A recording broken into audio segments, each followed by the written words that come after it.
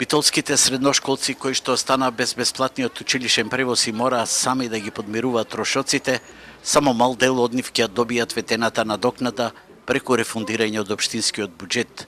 Општинската управа се испишмани и одлуката од последната седница на Советот со која се офаќаа речиси сите ученици за парична надокнада и за која беа испланирани 2 милиони денари буџетски средства, на денешната седница решија да изменат, поставувајќи два кумулативни услова: пари да добијат само оние што ги чуваат фискалните сметки и што посетувале настава. Ќе добијат средства децата кои имаат фискални сметки и кои ќе достават извештај од училиштето дека биле присутни на часовите во тој ден.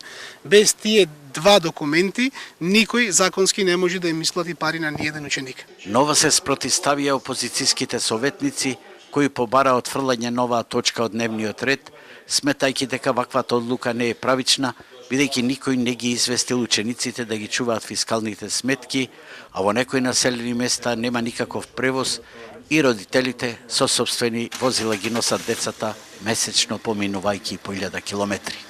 Поништувањето на одлуката која донесовме пред 3 недели значи дека рефундирањето на средствата на децата ќе биде многу во помал број отколку со она што беше предвидено.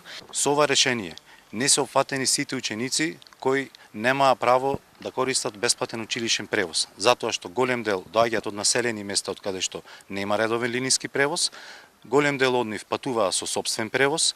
Исто така добар дел од учениците не ги чуваат фискалните сметки затоа што никој не им кажал тоа да го направат. Проблемите со меѓуопштинскиот превоз во Битола се појавија на почетокот на учебната година поради нереализираните тендери и обид да се протурка нов тарифник неисплатлив за превозниците.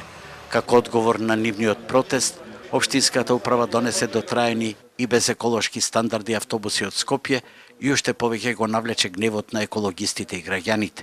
Во оваа сага никој повеќе не ги споменува околу 400 медицинари и гимназијалци кои едно полугодие немаа превоз во претходната учебна година.